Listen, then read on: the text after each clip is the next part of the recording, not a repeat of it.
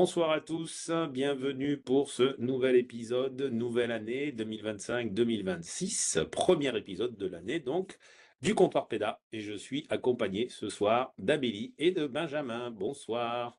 Bonsoir à tous. Bonjour à tous. Bon, je vous demande pas comment vous allez, on s'est vu il y a quelques instants, donc je sais que vous allez bien. Donc épisode ce soir un petit peu particulier avec deux co-animateurs. Pourquoi? Parce que on va aborder à la fois le côté pédagogique en fait pour bien réussir sa rentrée, mais également aussi le côté technique. Il y a des petites choses, vous allez voir, Benjamin vous en parlera aussi, qu'il ne faut pas oublier de faire pour bien réussir sa rentrée. Donc du coup, on va aborder ça tranquillement ce soir. Donc Benjamin qui va se présenter aussi juste après moi et on terminera en beauté avec Amélie qui sera donc la dernière à se présenter et qui attaquera donc l'ouverture de ce nouvel épisode. Donc moi je suis Sébastien de Rancy, pour ceux qui ne me connaissent pas encore, je suis le responsable de la partie pédagogique pour l'équipe éducation. Donc j'accompagne les établissements scolaires avec l'ensemble de l'équipe de Chi sur tout ce qui est formation à mettre en place dans les établissements pour monter en compétences, bien entendu, sur l'iPad, mais pas que, puisqu'aujourd'hui, on offre un catalogue qui est assez riche pour nos clients qui sont connectés. Vous avez reçu d'ailleurs récemment la nouvelle version du catalogue. Et effectivement, on a quand même rajouté pas mal de choses. Vous vous en doutez aussi autour de l'intelligence artificielle, qui sera un sujet qu'on va traiter quand même pas mal de fois cette année, et également dans les comptoirs PEDA. Voilà, j'arrête de parler, je vais couper ma caméra, je reste connecté moi dans le chat pour répondre à vos questions. Si vous souhaitez même poser une question à l'oral, n'hésitez pas à me le préciser dans le chat et on pourra éventuellement interrompre nos participants et leur poser la question en direct, c'est possible. Sinon, notez-vous-les, on peut les poser à la fin, il y aura un petit temps de questions-réponses s'il y a besoin. Donc je coupe ma caméra et je surveille le chat. Benjamin, je te laisse la parole et après ce sera à toi, Amélie. Merci. Super, merci Seb. Alors moi je suis Benjamin Dade, je suis technicien dans la cellule éducation. Je fais partie de ces petites mains qui rendent les iPads que les élèves ont entre les doigts un outil pédagogique et non pas un iPad comme on pourrait trouver dans le commerce.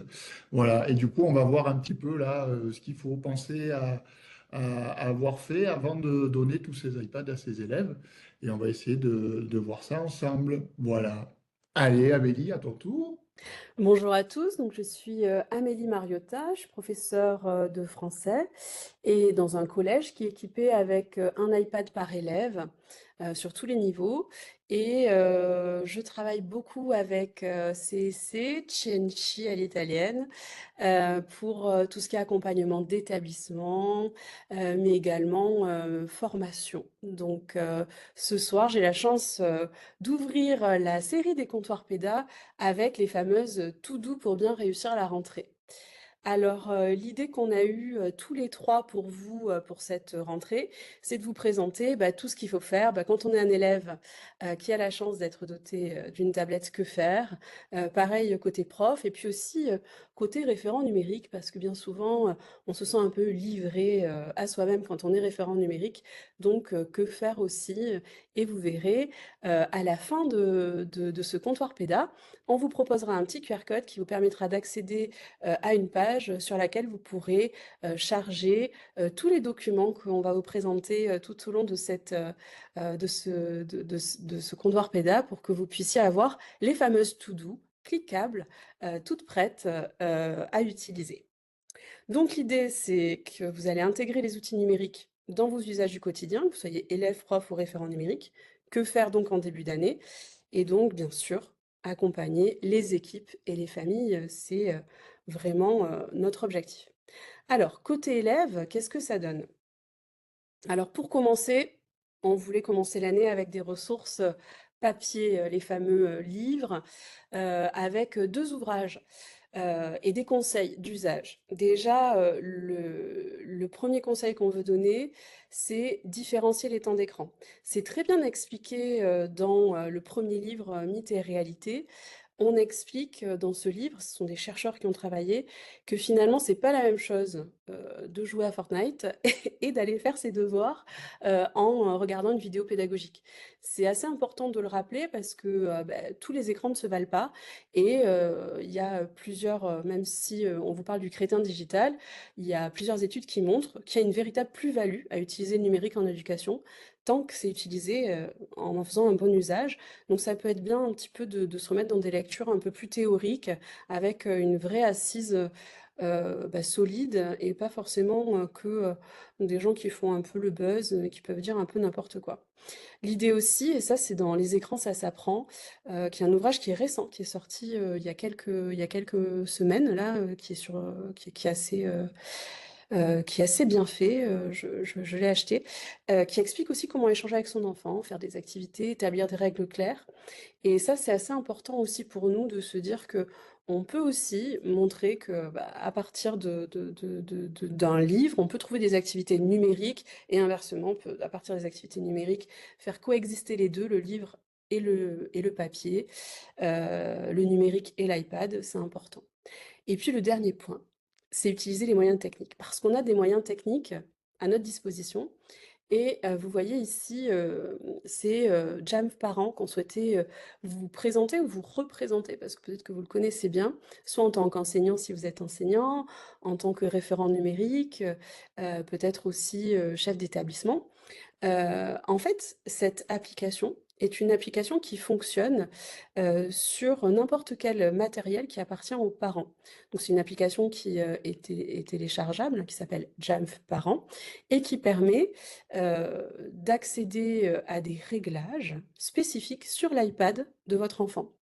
C'est particulièrement intéressant pour les parents qui veulent faire un peu de contrôle, mais aussi pour gérer des choses qui auraient été un petit peu ouvertes dans l'établissement et que vous aimeriez bloquer. Donc, je vais peut-être Oui, laisser la parole à Ben pour un petit oui, peu je peux juste rajouter un développer. truc. Oui, bien Petite sûr, je t'en prie. précision, effectivement, Jamf Parent, quand on met en place les projets dans les établissements, on fait souvent des présentations lors de la remise des iPads pour expliquer aux parents qu'ils sont acteurs du projet numérique, et c'est hyper important parce que grâce à cette application, comme le disait Amélie, ils vont pouvoir eux-mêmes appliquer des restrictions. Benjamin va vous expliquer ce que c'est que les restrictions rapidement, mais parce qu'il va de toute façon détailler ça peut-être un petit peu plus tout à l'heure. Mais c'est vraiment l'idée de les rendre acteurs, les parents, vraiment, pour qu'ils puissent se sentir à la fois sécurisés sur qu'est-ce qu'ils vont faire leurs enfants toute l'année avec la tablette, mais qu'est-ce que eux aussi peuvent faire à la maison, puisque certains effectivement ont déjà appliqué des contrôles parentaux sur la plupart des produits de leurs enfants, ou prennent tout simplement la décision de le prendre, de le ranger au placard jusqu'au lendemain matin, en parlant des smartphones par exemple. Et souvent, on a des retours du style, oui, mais voilà, vous rajoutez un produit numérique dans les mains, est-ce qu'il n'y a pas de risque? Et effectivement, grâce à l'application de Jamf Parents, ils peuvent eux-mêmes appliquer des restrictions et aussi également des délais d'usage. Voilà, donc je vais laisser la parole à Benjamin, mais voilà, je voulais rajouter ça. Ouais, effectivement, Jeff Parent, c'est un super outil pour un petit peu pour venir contrôler les iPads. En fait, effectivement, comme le dit Sébastien, souvent les doléances qui peuvent arriver dans les établissements scolaires quand on donne un iPad, c'est qu'en fait, ils vont dire oui, mais alors c'est encore un écran. Effectivement, c'est un écran. Mais là, on a vraiment la possibilité de rendre cet outil comme un outil pédagogique, c'est-à-dire juste en appliquant quelques restrictions. Donc, une restriction, qu'est-ce que c'est? C'est simplement en fait des réglages qu'on va mettre sur l'iPad pour réduire en fait certaines fonctionnalités de l'iPad pour que l'élève, par exemple, ne puisse pas aller télécharger des jeux sur l'App Store, ne puisse pas utiliser Internet, par exemple, sur certaines heures de la journée.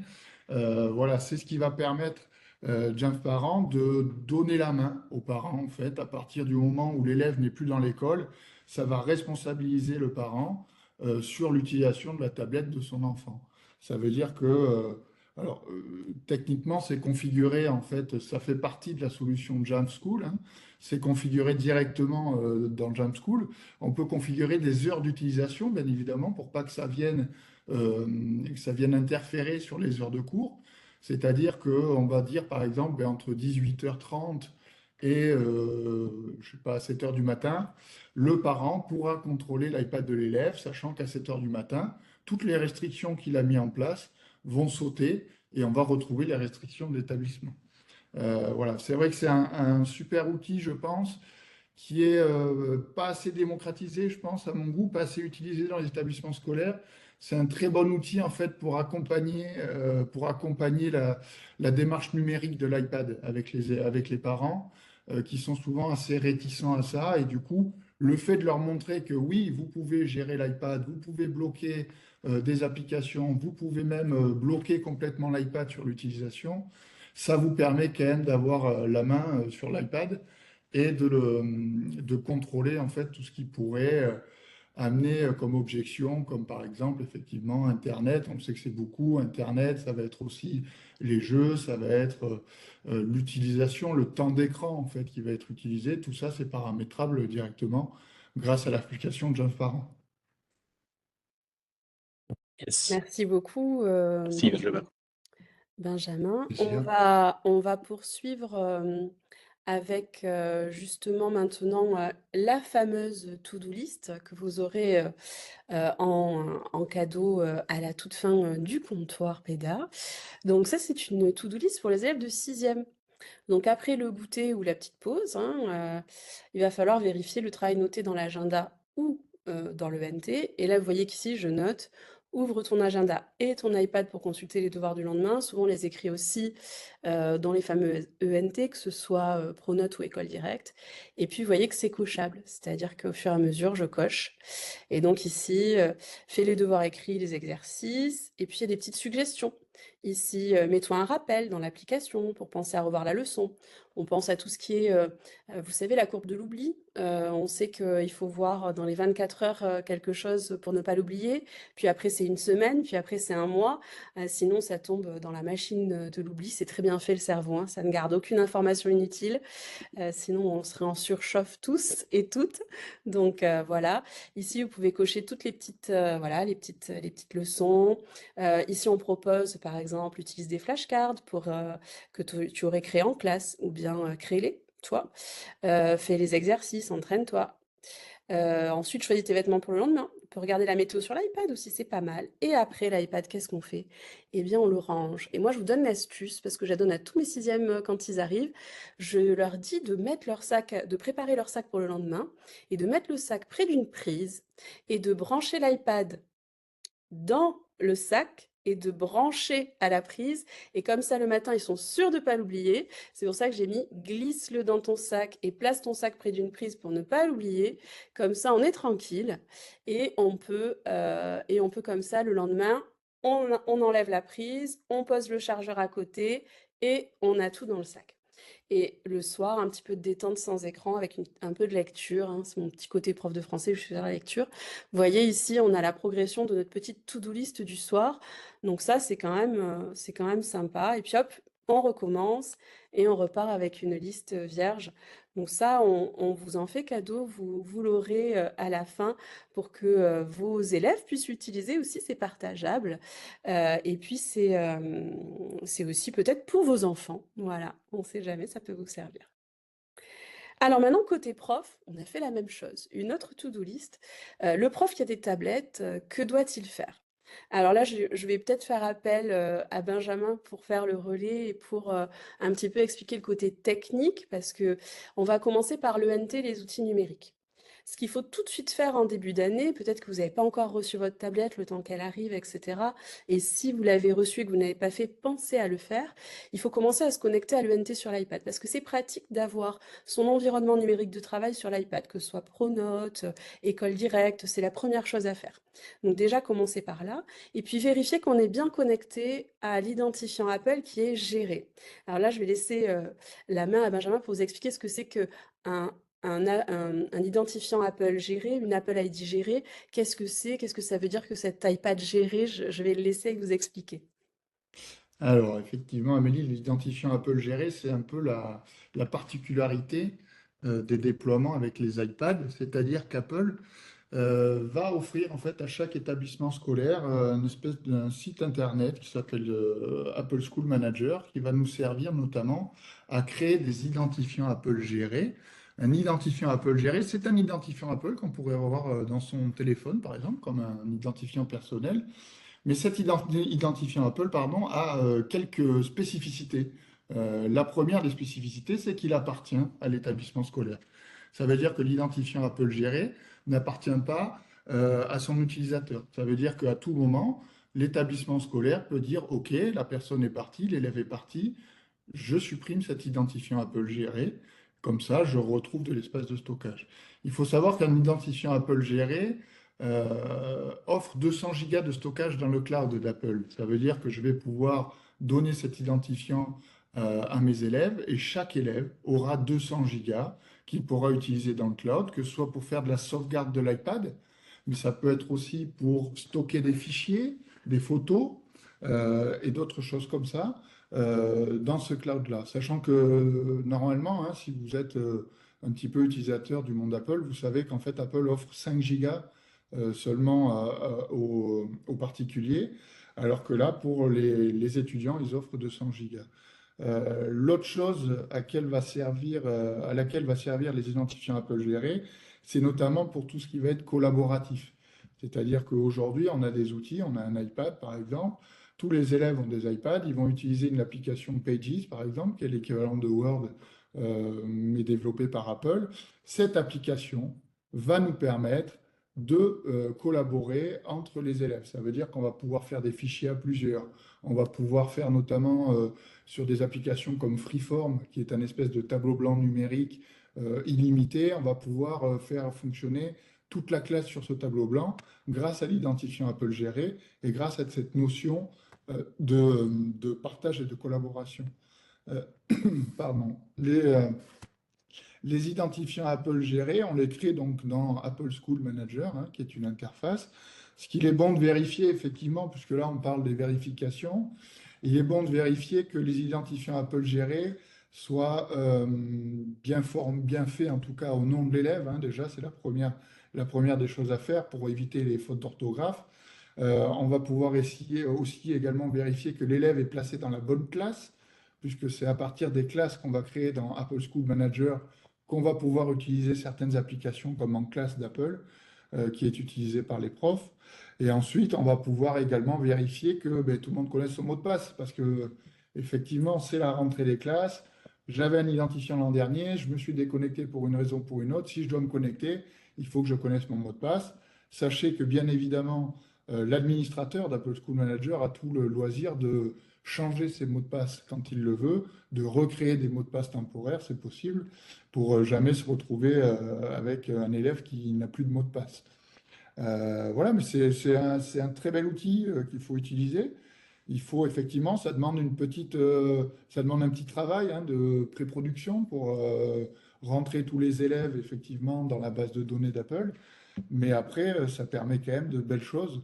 Et je crois qu'Amélie, d'ailleurs, l'utilise assez souvent avec ses élèves. Oui. Elle utilise beaucoup Freeform, je crois, et du coup, elle utilise beaucoup ce genre d'outils, quoi. Oui, alors nous, on a la chance d'avoir un iPad par élève, comme je le disais en préambule, donc les outils collaboratifs, on les utilise au quotidien. Et pour un petit peu éclairer aussi les collègues, côté prof, ce qui est très intéressant, c'est qu'on a un journal d'activité, donc on voit exactement qui écrit quoi, c'est ce qui inquiète un peu les enseignants souvent. Donc ça, c'est vraiment très très pratique également. Donc, merci pour ces éclairages et puis on reviendra après sur le référent numérique et sur toutes ces tâches-là justement, comment aller dans Apple School Manager, comment créer tout ça. Je crois savoir, Benjamin, que tu vas tout nous montrer tout à l'heure. Mais alors côté prof, on a un autre petit conseil à vous donner. Dans votre to-do, on vous conseille de télécharger l'application CSC, l'application Chichi. Et donc je sais que Sébastien est en train de travailler dessus, donc peut-être qu'il peut nous présenter les quelques éléments un peu incontournables de l'application et ce pourquoi vous devez l'avoir sur votre bureau, sur votre page d'accueil en raccourci avec un petit web clip là, il le faut absolument. Oui, effectivement. Alors, nos clients, normalement, l'ont tous, hein, il n'y a pas de souci. En principe, on essaie même d'ailleurs, lors des déploiements de l'été, hein, de le pousser directement sur l'iPad maintenant. Et c'est une application qu'on a développée où on voulait effectivement centraliser un maximum de ressources, que ce soit un choix déjà d'application. On a essayé de classer ça par section. Effectivement, ça va de la maternelle jusqu'au supérieur, du tout niveau également. On a mis, bien entendu, vous vous en doutez, les replays de tous nos épisodes des Comptoirs Pédas, hein, qui ramènent aussi vers notre chaîne YouTube. Également aussi des webinaires qui sont organisés par notre équipe commerciale, qui sont fort intéressants aussi, ne serait-ce que des fois sur la mise en place de financement ou autres, qui peuvent vous accompagner, vous, sur la mise en place d'un projet numérique. Des liens utiles qu'on va trouver sur Internet. On a rajouté donc cette année, bien sûr, une une catégorie spéciale sur l'intelligence artificielle, puisque je le disais tout à l'heure, on a de plus en plus de demandes, ne serait-ce qu'en formation. Amélie le sait, elle part régulièrement en formation sur l'intelligence artificielle. Et donc voilà, on est en train de l'agrémenter petit à petit, de la mettre à jour. Elle est totalement gratuite en tant que client et vous avez accès à quand même de pas mal de ressources. Voilà. Merci beaucoup Sébastien. Alors je poursuis très rapidement parce que je voudrais pas, je vais vous laisser la découvrir aussi puisque vous pourrez la télécharger à la fin, cette fameuse to-do list. Je vous conseille quand même, avant d'arriver en classe, de faire un petit test de la projection avec l'Apple TV puisque pour ceux qui seraient donc de futurs clients peut-être, hein, qui voudraient savoir comment fonctionnent les iPads, ben, on peut recopier l'écran de sa tablette sur le vidéoprojecteur très facilement. Ici, en termes d'administratif, il y a une application qui est très utilisée qui s'appelle Idoceo, juste ici, qui nous permet justement de créer tout ce qui est évaluation. Donc c'est le carnet de notes. Donc on le crée au tout début de l'année, ça fait partie un peu des choses importantes. Donc on télécharge les listes, etc., etc. Puis bien sûr organiser ses fichiers. Et alors là, vous voyez tout ce qui est pédagogique. Donc je remercie Benjamin qui nous a parlé de Pages, etc. Parce que vous voyez ici, je voulais noter en facultative, on peut préparer ses séquences, on peut préparer une classe virtuelle avec Geniali, de la différenciation avec Keynote, voilà. Il y a beaucoup de possibilités. Je vous invite à regarder les comptoirs PEDA précédents pour trouver des idées et aussi à organiser avec Sébastien les formations dans votre établissement pour pouvoir justement trouver ce qui correspond le mieux à vos besoins. Dans ce sens, nous avons créé un petit outil. C'est un petit peu le cadeau hein, de la rentrée. C'est au format un peu test de l'été parce qu'on vient juste de quitter les maillots de bain. Vous allez pouvoir tester quel prof numérique vous êtes. Et comme ça va vous permettre de vous positionner et de regarder où vous en êtes de votre pratique numérique pour faire le petit pas supplémentaire si vous avez envie ou pour développer vos pratiques. Donc, je vous invite à flasher le QR code pour récupérer la ressource et puis je vais vous la présenter tout de suite. Voilà, je vous laisse encore quelques instants pour flasher. Donc, l'idée, c'est qu'à la fin, vous voyez ici, là, j'ai fait le test un peu pour vous. Voilà, vous êtes le Willy Wonka de la classe numérique ou vous êtes d'autres personnages. À chaque fois, vous êtes un super héros numérique, un super, voilà, un personnage un peu incontournable. Euh, donc, je vais vous montrer ici. Donc, ça ressemble à ça. Donc, vous devez partager la consigne d'un exercice. Que faites-vous? Est-ce que vous mettez le fichier PDF avec les consignes sur l'espace numérique? Est-ce que vous utilisez plutôt un Google document pour partager et poser des questions en commentaire avec les élèves? Un pad collaboratif où tout le monde écrit et réfléchit en même temps?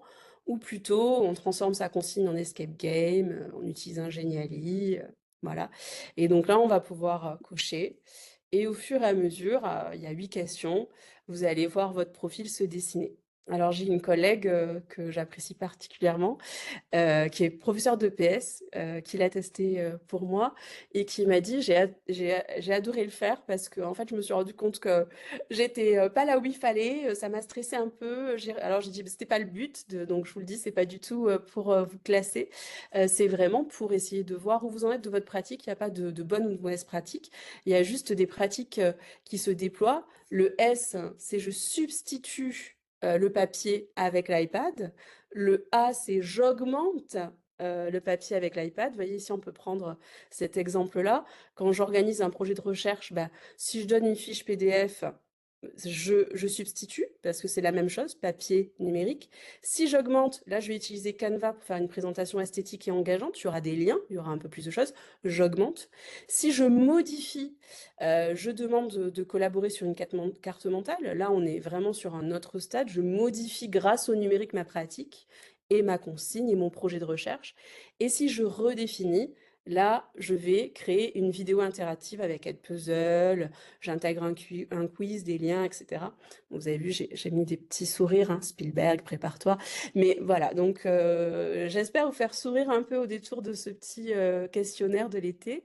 Et ma collègue m'a dit, je l'ai repris de A à Z et je me suis noté tous les outils que je connaissais pas et je vais tout explorer. Donc ça peut être aussi un outil pour explorer un peu le numérique. À vous de voir ce que vous voulez en faire. Voilà, surtout ne vous mettez pas la pression. C'est vraiment un outil un peu voilà, de positionnement. Voilà, sans plus de, de valeur que ça, créé pour aussi vous amuser en ce début d'année. D'ailleurs, tu as parlé de Head Puzzle. On aura d'ailleurs normalement un épisode du comptoir PEDA où on vous présentera Head Puzzle avec les développeurs de tout ça et ça sera hyper intéressant. Donc si vous ne connaissez pas cette solution, Amélie l'a déjà testée. On vous présentera tout ça. Tout à fait. Donc maintenant, côté référent numérique. Donc là, on est sur quelque chose de beaucoup plus technique. Donc je vais laisser la main à Benjamin et la parole également. Bien, merci Amélie Pouilly. Très bien ce petit fichier là, dis donc, je l'avais pas vu, là, c'est carré, hein, ce petit fichier là où il faut choisir la Willy Wonka compagnie là. C'est- Et alors, je vais faire maintenant le quel technicien es-tu? alors là, oui, ça va être. Oui, tu pourrais le faire, Ouais. effectivement. Je pourrais le faire. Ok, on va parler un peu de technique parce qu'effectivement, c'est la rentrée. Et du coup, à la rentrée, il faut se remettre un peu la tête dans le guidon.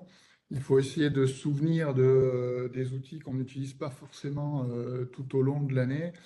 Et de ces outils-là, on veut parler bien évidemment de Apple School Manager et de Jam School, qui sont les deux outils que vous allez utiliser la plupart du temps pour gérer vos iPads. Alors, il y en a un, effectivement, Apple School Manager, qui va notamment nous donner effectivement accès, comme on l'a dit tout à l'heure, aux identifiants Apple gérés, mais il va également nous donner aussi accès aux licences d'application. Parce qu'effectivement, quand on veut installer des applications dans les iPads, on doit forcément passer par Apple et on doit passer par Apple School Manager pour télécharger la licence de cette application. Ce qu'il faut vérifier en fait dans un premier temps, pour moi, ce qu'il est essentiel de vérifier, c'est déjà le bon état des iPads. En fait, les iPads souvent, c'est quand même un peu maltraité par les élèves. Ça veut dire qu'on peut très bien avoir des iPads cassés, on peut avoir des iPads avec des batteries qui gonflent, hein, par exemple, ça peut arriver en cas de forte utilisation. Et je pense que la première des démarches à avoir, c'est de savoir que l'élève va travailler en sécurité avec son produit et notamment avec son iPad. Un élève qui travaille avec un écran cassé, c'est pas vraiment très sécuritaire, ça coupe, hein, c'est du verre, et puis ça dégage aussi de certaines substances qu'il n'est pas très bon d'inhaler. Ce qu'on peut faire aussi, on peut vérifier notamment dans Apple School Manager directement, on va pouvoir voir nos identifiants Apple gérés. Est-ce que, comme je le disais tout à l'heure, est-ce que l'orthographe est bonne de ce nouvel élève que je ne connais pas? Est-ce que cet élève connaît son identifiant Apple? Est-ce que cet élève est dans la bonne classe? Voilà, tout ça, c'est répercuté après dans Jam School et on va éviter comme ça les débuts les débuts d'année un peu bancals, on va dire, où effectivement on se retrouve avec 14 élèves devant la porte du référent numérique pour lui dire oui, mais là, monsieur, moi, j'ai pas de R dans mon nom. Moi, ma classe, c'est pas 3B, mais c'est 3A, etc. Si on peut déjà essayer de vérifier ça avec les listes qu'on a déjà au préalable, c'est déjà un bon pas de fait. On peut aussi également vérifier les jetons. Vous savez que votre outil MDM fonctionne avec des jetons, c'est-à-dire que Apple et Jamf, qui sont deux sociétés différentes, vont se parler à l'aide de jetons. Ces jetons, ils sont renouvelables tous les ans. Alors en général, on ne peut pas se tromper. Quand les jetons arrivent à expiration, Jamf nous met un grand message en rouge sur la première page pour nous dire attention, vos jetons vont expirer. Voilà. Les jetons, on peut les renouveler même avant la date anniversaire pour passer une année tranquille, par exemple. Si j'arrive début d'année, je regarde mes jetons, je me dis, allez, tiens, je renouvelle mes jetons, comme ça je sais que de toute l'année, je suis tranquille. Ce côté-là, je n'aurai pas à le faire. On peut vérifier également plein de choses. On peut vérifier les licences également de Jamf, puisque à chaque nouvel iPad, on va devoir avoir besoin d'une licence pour son iPad. Est-ce que j'ai bien supprimé tous les iPads qui sont partis de mon établissement pour récupérer les licences de ces iPads dans mon Jamf? Est-ce que j'ai bien supprimé tous les utilisateurs qui ne sont plus dans mon établissement scolaire? Est-ce que j'ai bien rentré mes nouveaux professeurs? Est-ce que j'ai bien attribué le bon iPad à la bonne personne? Est-ce que les applications se sont bien installées? Tout ça sont des choses qu'on peut trouver directement dans Jamf, dans les outils notamment de suivi des iPads. On peut trouver des erreurs d'installation d'application parce que le réseau n'était pas bon, parce que j'ai plus de licence d'application. Et tout ça, on peut le corriger assez facilement, assez rapidement. En une journée, on peut déjà faire vite le tour de notre flotte d'iPad. Tout ça, c'est à mettre en place avant la rentrée, bien évidemment, enfin, avant la distribution des iPads aux élèves, bien évidemment, pour s'éviter en fait de revenir sur l'outil trop souvent. Après, on sait que de toute façon, quand tout est en place, normalement tout roule, on touche assez peu à l'outil, sauf si j'ai effectivement des demandes spécifiques pour des élèves 10 par exemple, d'applications spécifiques, pour des professeurs qui voudraient essayer de nouvelles applications que je vais pouvoir pousser seulement sur l'iPad des professeurs. C'est des choses qu'on peut faire assez facilement. Mais en général, les problèmes, de toute façon, vous les voyez quand ils sont là, vous les voyez devant votre porte. C'est les gens qui viennent vous voir et qui vous disent, oui, voilà, moi, ça marche pas, etc. Et du coup, on peut quand même essayer d'avancer sereinement dans sa rentrée avec ces petites vérifications qui peuvent être nécessaires de temps en temps. Du coup, je sais pas, Amélie, toi, tu fais quoi, par exemple? Est-ce que Toi, tu veux faire une petite démo de je veux faire l'interface? une petite démo, mais je peux Est-ce montrer que, des est-ce que, choses. est-ce que j'arrête le partage pour que tu puisses y accéder? Alors ouais, C'est effectivement, il parfait. faudrait que tu fasses Parce ça et que du moi, coup, je je vais vous trouve montrer. intéressant de montrer combien la plateforme, elle est facile à utiliser. Parce que souvent, on rechigne un peu à vouloir être référent numérique. Et je comprends parce que c'est beaucoup de travail. Mais quand on se rend compte du travail qui est fait par Chichi en amont, par les techniciens, et du peu de petits gestes qu'on doit réaliser, finalement, c'est assez peu de choses. Donc, ça peut être bien que tu montres Ouais, quelques effectivement. manipulations peut-être? Effectivement. Alors en fait, on a deux sites, hein, donc je vous partage mon écran. Le premier des sites, c'est Apple School Manager. Donc ça, c'est le site qui va nous gérer notamment nos utilisateurs. Ici, on va voir les utilisateurs qui ont du coup des identifiants Apple gérés. Les identifiants Apple gérés, ils sont de cette sorte-là, hein. Donc moi, je travaille chez Chichi, donc j'ai un identifiant de Chichi. Et on va trouver également le niveau des élèves. Donc, si par exemple je prends cette personne-là, l'élève 02, par exemple, je vois que c'est un élève et je vois qu'effectivement, il va appartenir à une classe, qu'on appelle ici classe mobile, hein. Il va appartenir à une classe. Je peux, par exemple, si cet élève me dit j'ai oublié mon mot de passe, je vais pouvoir ici réinitialiser le mot de passe de l'élève si je veux, lui mettre un mot de passe temporaire pour après, lui, il pourra le changer tout seul. Je vais Je tiens pouvoir à dire que également. c'est très pratique le Ouais. mot de passe temporaire, je me permets de te couper, parce que quand on a des sixièmes, on met quelque chose de très facile et après ils le changent, parce que bien souvent on a des codes à rallonge complexes. Là, on est en train de faire passer les évaluations nationales avec les sixièmes, on est à côté de chacun parce qu'ils savent pas faire un point d'exclamation, un machin, etc. Ils découvrent le clavier, quoi. Donc voilà, c'est facilitateur de pouvoir Ouais, choisir ce mot de passe. l'avantage de là, de la Postcode Manager, c'est qu'on peut choisir son type de mot de passe. Ouais. En fait, on peut être sur 4, 6 ou 8 caractères. En général, pour les sixièmes, effectivement, on choisit plutôt des 4 caractères, hein, ça suffit largement. C'est souvent un code qu'on va doubler en fait avec le code de déverrouillage de l'iPad, par exemple, ça peut être le même si jamais ils ont un code de déverrouillage. Voilà, donc à tout moment, il peut l'oublier, c'est pas un problème. On peut toujours recréer des informations de connexion. Et en fait, on va télécharger un fichier, une fiche qu'on pourra donner à l'élève à ce moment-là, et lui, il pourra le rentrer tout seul de son côté dans son iPad. Voilà. On a la possibilité également de vérifier dans le menu App et Livres ici les licences d'application dont j'ai besoin. C'est-à-dire que forcément à la rentrée, on va intégrer de nouveaux iPads dans notre flotte d'iPad et du coup, ça va nous demander des nouvelles licences d'application. Donc par exemple, ici, je peux traquer directement, voir effectivement que j'ai par exemple 28 licences de Google. Je vais en avoir 18 sur le site démo. Alors le site démo, ça pourrait être un site collège par exemple, et TNC, ça pourrait être le site lycée. Et à ce moment-là, je vois combien j'en ai de disponibles et combien j'en utilise, surtout dans les iPads. Puisque ça fait le lien avec Jamschool qui lui dit, tiens, cette application-là, je l'ai poussée dans 2 iPads, donc il te reste 18 licences. Voilà, il faut éviter de tomber bien évidemment à zéro. On peut toujours rajouter des licences si jamais on veut, à tout moment. On peut rajouter des licences sur n'importe quel site qu'on aurait. Ça, c'est à peu près tout. On a parlé des jetons. Les jetons, on peut les voir, mais les jetons, je pense qu'il vaut mieux les regarder ici dans Jam School. Dans Jam School, donc ça, c'est vraiment l'interface qui va nous servir au quotidien pour la gestion des iPads. C'est là où je vais voir le nombre d'appareils que j'ai, par exemple, le nombre d'utilisateurs. Et c'est ici également que je vais avoir une vision sur mes jetons. Les jetons, ils sont là. Le premier des jetons, c'est le push. En fait, j'ai une date ici, vous voyez, le 14 avril 2026.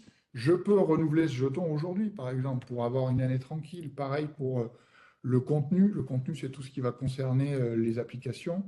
Et pareil pour l'enrôlement automatisé qui, lui, va nous permettre de retrouver les iPads que j'ai achetés directement chez Chi dans mon Jam School. On a également la gestion des classes.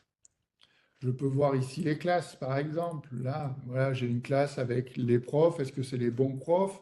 Est-ce que cette année, les professeurs ont changé dans cette classe? Est-ce que je dois rajouter un professeur? Mettre les élèves dans la bonne classe, ça c'est important aussi. Tout ça, normalement, ça redescend d'Apple School Manager. Et du coup, après, ça me permet, moi, de faire des ajustements. Parce qu'on sait très bien que ce qui se passe en général, c'est qu'à le jour de la rentrée, il y a des nouveaux élèves qui vont arriver, qui vont avoir besoin d'un iPad, qu'on n'a pas forcément. Du coup, on va prendre l'iPad de l'un pour le donner à l'autre. On va devoir faire un peu jongler avec les iPads. Et tout ça, on va le faire directement depuis Jam School, en venant en fait choisir des iPads et en venant, par exemple, renommer les iPads pour le donner à la bonne personne. Vous changez en fait le propriétaire.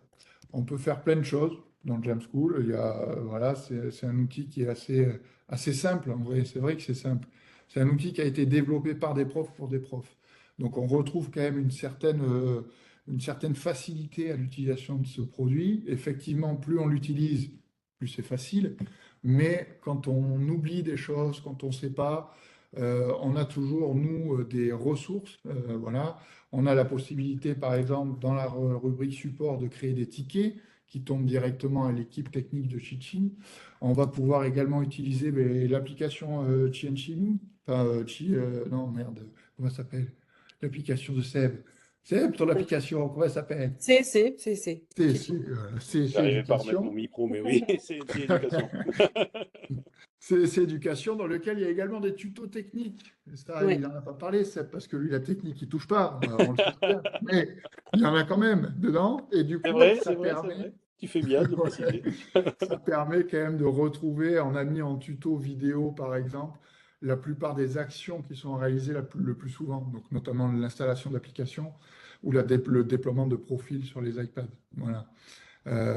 Mais on peut faire effectivement des petites choses quand même pour se faciliter un petit peu la rentrée et être un peu plus zen et tranquille sur au moins un côté numérique.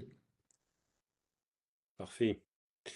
Je vais peut-être en Merci. profiter rapidement pour présenter l'appli, du coup, puisque c'est vrai que je peux la présenter aussi sur la version ordinateur. Alors, même si elle est effectivement responsive et fonctionne très très bien sur les iPads ou les iPhones, on a quand même mis aussi accessible la version ordinateur. Donc, je vais vous partager cet écran qui est ouf. C'est Brave, donc c'est bon. Hop, normalement, vous devriez voir. Oui, impeccable. Vous voyez bien la fenêtre. Pour moi, c'est bon. Je j'imagine que pour vous aussi. Ok, super. Donc voilà, vous arriverez sur cette page, en fait, INC Éducation. Donc la première partie, on en a parlé tout à l'heure, c'est la partie replay, où vous allez trouver donc le compteur PEDA et vous allez retrouver tous les différents épisodes qui ont déjà eu lieu. Donc bientôt prochainement celui-ci. La partie webinaire, où je vous disais tout à l'heure, où il y a pas mal de webinaires qui ont été organisés toute l'année par l'équipe de CNC Éducation sur différentes thématiques, projets, mise en place aussi d'aide financière, etc. Des témoignages et événements aussi de nos clients. Voilà, je ne vais pas tout vous présenter ou tout rentrer en détail, mais voilà, vous pouvez donc dans la partie replay retrouver pas mal de choses.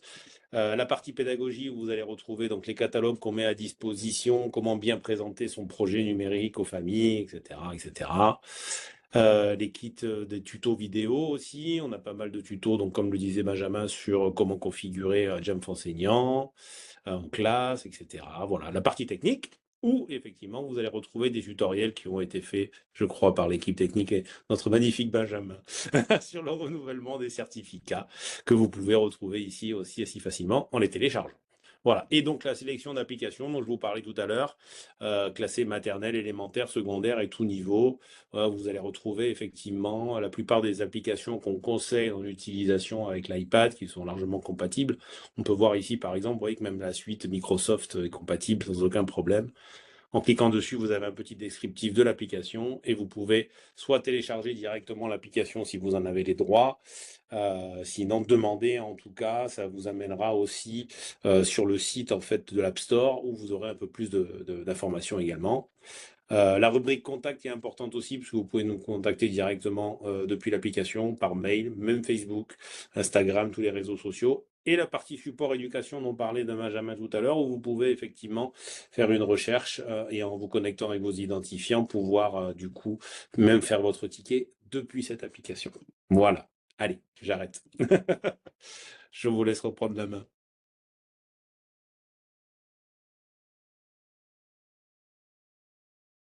On t'entend plus, Amélie. J'avais oublié de relancer mon micro, je suis C'est désolée. ça. Merci messieurs pour toutes ces indications. Donc je vais relancer ma présentation. Voilà, c'est parti, si elle veut bien. Ah, un effet Bonaldi pour les plus jeunes d'entre nous. C'est très bien. Donc, c'est parti. Donc, nous en étions là sur le Zoom technique, donc je vous remercie messieurs pour ces explications. Je trouve que vraiment, les démonstrations que vous avez pu faire montrent combien les outils qu'on met à disposition sont quand même faciles et surtout on essaie chez Cheat Sheet de vous faciliter la vie avec tous ces tutos, tout cet accompagnement. Et puis maintenant, cette fameuse to-do list du référent numérique, la troisième, la dernière, celle qu'on attendait, celle avec le plus de listes, forcément, le plus de petites choses à cocher.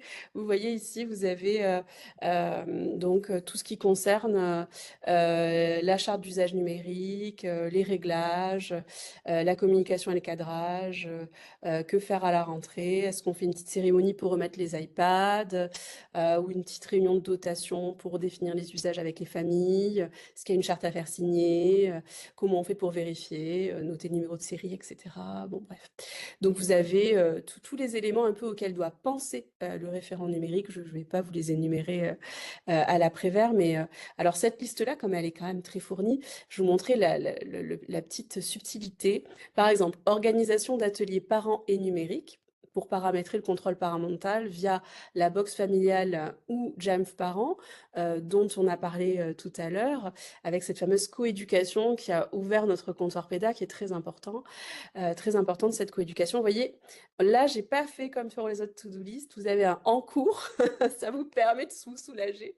Et après, il y a un terminé. Donc, vous avez la possibilité de cliquer en 2 fois. Et ensuite, ici, vous pouvez voir donc que ça avance. Qu'est-ce que j'ai en cours et qu'est-ce que j'ai terminé? Voilà, ça nous permet de nous soulager sur cette fameuse to-do list. Et à la fin, quelque chose auquel on ne pense pas tout le temps, mais c'est très important pour que le projet soit pérenne, de penser à l'évaluation et à ce qu'on va faire l'année suivante. Et ça se pense tout au long de l'année. Donc je vous conseille vraiment de recueillir des retours réguliers, de faire des formulaires, de préparer un petit rapport de fin d'année, mais de le faire un peu tout du long, avec un plan de formation qui est établi, les points forts, les points améliorés, etc. C'est important de le faire tout au long de l'année pour pas se retrouver vraiment à se dire, bah, en fait, j'ai rien collecté comme données tout au long de l'année. Donc, avoir ça aussi en tête pour pouvoir vraiment avoir un regard un peu qui soit un petit peu en hauteur sur son déploiement et sur son projet numérique, c'est intéressant et à mon avis, c'est essentiel pour que ce soit pertinent. Voilà, on vous a présenté toutes les parties, toutes les to-do, celle de l'élève, celle du professeur, celle du référent numérique. Et c'est le moment de vous faire le fameux petit cadeau à télécharger. Donc, je vous invite à flasher. Vous tomberez sur cette petite page au format PDF et vous n'aurez plus qu'à cliquer soit sur élève, soit sur prof. Merci Benjamin, soit sur référent numérique. Et à mon avis, alors, on a eu la question dans le chat. Il n'est pas possible de récupérer le document et de le façonner à votre main. Toutefois, je vous donne l'astuce parce que c'est vraiment la soirée des cadeaux. Toutes les to-do list ont été réalisées avec Canva. Canva code pour moi. Mais il y a également Claude, qui est une autre intelligence artificielle qui le fait particulièrement bien. Et quand on utilise Claude, on peut récupérer le document et le modifier également, c'est possible. Alors que sur Canva, ce n'est pas possible. C'est un peu plus verrouillé, fermé. Voilà. Donc, nous avons opté pour Canva ce soir, mais nous pourrons changer d'outil une prochaine fois. En tout cas, je vous remercie d'avoir suivi ce comptoir PEDA avec nous et puis je cède la parole à Sébastien pour le mot de la fin. Merci beaucoup. Ben, merci à vous deux. Ben, encore une fois, on a appris pas mal de choses. Ces petites to-do, c'est vrai, comme tu le précisais, c'est bien peut-être de les suivre un petit peu toute l'année, puisque quand il va arriver la fin de l'année, il y aura des choses peut-être à anticiper. Et c'est vrai que des fois, par exemple, ne serait-ce que les renouvellements des jetons, c'est des choses qu'on oublie souvent. Donc c'est bien, gardez bien ces petites to-do, elles sont très pratiques. Et puis vous avez vraiment la version élève, la version prof, la version référent numérique. Merci en tout cas pour ce travail en amont effectué, Amélie. C'est un chouette cadeau. Nous, on se retrouve bientôt. On n'a plus de questions dans le chat, hein. Donc si jamais vous avez d'autres questions à poser, n'hésitez pas, il nous reste encore quelques minutes. On se retrouve de toute façon pour le prochain épisode. Ce sera avec Stéphane Delzongle qui, de la même manière que l'année dernière, va nous présenter les nouveautés d'iPad OS qui sera le 26e du nom. On passe de 18 à 26, mais je pense que Apple a compris qu'il valait mieux donner l'année plutôt que le numéro. J'imagine que c'est ça. Il nous présentera les nouveautés qui seront utiles en éducation. J'ai déjà eu une petite présentation hier, moi, puisqu'il fait partie des équipes bêta-testeurs, donc c'est top. Il y a des belles choses à venir, pardon. Donc voilà, ne loupez pas ce prochain épisode qui sera le 2 octobre à 17h30, si je ne me trompe pas. C'est ça, le 2 octobre à 17h30. Et vous pouvez vous inscrire, vous recevrez comme d'habitude le lien directement généralement c'est ou votre référent numérique ou votre chef d'établissement qui vous transmet le lien pour vous inscrire. Continuez à nous suivre sur les réseaux sociaux, peut-être sur LinkedIn aussi, Facebook, puisqu'on publie aussi les liens pour s'y inscrire. Donc voilà, n'hésitez pas.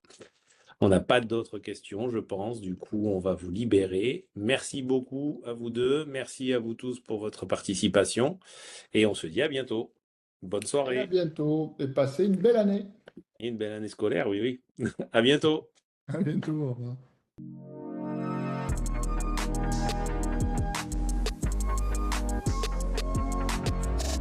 CNC, People Around Technology.